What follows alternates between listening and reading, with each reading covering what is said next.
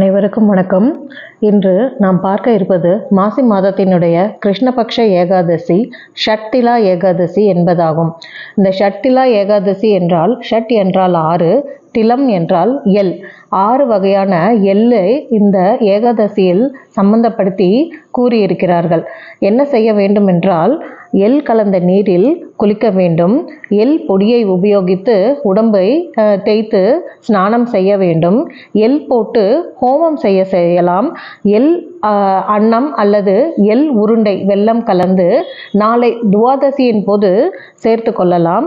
எல்லையே மொத்தமாக தானம் செய்யலாம் அல்லது எள்ளிலிருந்து எடுக்கப்பட்ட நல்லெண்ணெயை தானம் செய்யலாம். இதை போல 6 வகையாக எல்லை இந்த ஏகாதசியில் நாம் உபயோகப்படுத்த வேண்டும் என்று கூறப்பட்டிருக்கிறது. இதற்கு ஒரு கதை ஒன்று இருக்கிறது. முன்னொரு காலத்தில் ஒரு பிராமண பெண் ஒருத்தி எல்லா வகையான விரதங்களையும் தானங்களையும் செய்து வந்தாலாம். ஆனால் அவள் அன்னதானம் மட்டும் செய்யவில்லையாம். இந்த போல இருக்கும்போது பகவான் ஸ்ரீ விஷ்ணு அவள் மீது கருணை கொண்டு அவளை அன்னதானம் செய்ய வைக்க வேண்டும் என்று தானே ஒரு காபாலிக சன்னியாசியாக வேடம் அணிந்து அவளிடம் பிக்ஷை கேட்கிறார். ஆனால் அவருக்கும் அவள் மறுத்து விடுகிறாள். ஒரு பிடி மண்ணை எடுத்து அவருடைய பிக்ஷை பாத்திரத்தில் போட்டு இவ்வளவுதான் என்னால் முடியும் என்று கூறிவிடுகிறாள். எனவே பகவான் சிரித்து கொண்டே அங்கிருந்து நகர்ந்து விடுகிறார்.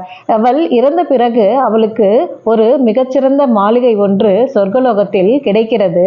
அதுவும் அவள் அந்த உடம்புடனேயே சொர்க்கத்திற்கு செல்லக்கூடிய பேரையும் அவள் பெறுகிறாள்.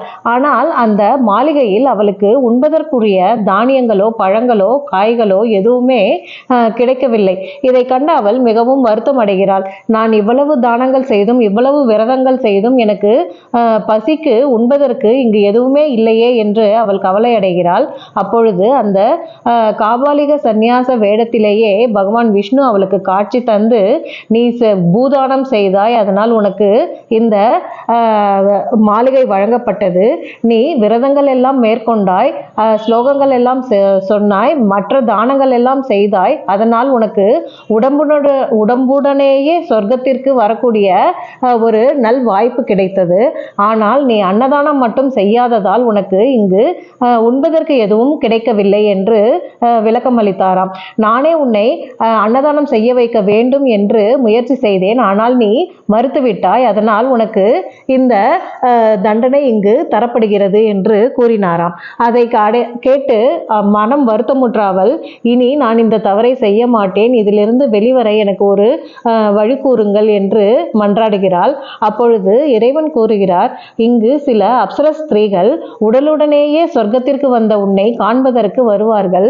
அப்பொழுது நீ கதவை அடைத்து கொண்டு எனக்கு ஷட்டிலா ஏகாதசியின் மகிமையை கூறுங்கள் என்று கேள் என்று அவளுக்கு ஒரு உபாயத்தை கூறுகிறார். அவளும் அதை போல் அந்த அப்சர ஸ்திரீகள் வரும்போது கதவை அடைத்து கொண்டு ஷட்டிலா ஏகாதசியின் மகிமையை எனக்கு கூறுங்கள் என்று வினவுகிறாள். அந்த பெண்களில் ஒருத்தி அந்த ஏகாதசியின் மகிமையை கூறியதும் அதை கேட்ட அவளுக்கு அந்த சாபம் நீங்கி அவளுக்கு உணவு கிடைத்தது என்று கூறப்படுகிறது. எனவே இந்த உணவு பஞ்சம், உணவு பற்றாக்குறை என்பது நம் வாழ்க்கையில் இல்லாமல் இருக்க வேண்டும் என்றால் நாம் இந்த ஷட்டிலா ஏகாதசி அன்று உணவு உண்ணாமல், நீர் அருந்தாமல், இரவு தூங்காமல் இறைவனை பகவான் விஷ்ணுவை தியானித்தபடி இருக்க வேண்டும் என்று இந்த கதையின் மூலம் நம்மளுக்கு தெரிகிறது. இந்த கதையை கேட்பவர்களுக்கு 1000 பசுக்களை தானம் செய்தால் என்ன பலன் கிடைக்குமோ அந்த பலன் கிடைக்கும் என்று கூறப்படுகிறது. இன்று விஷ்ணுபதி புண்ணிய காலம் வேறு சேர்ந்து வருவதால் விஷ்ணுவை தியானிப்பது மிகவும் மிகவும் நன்மையை தரக்கூடியது.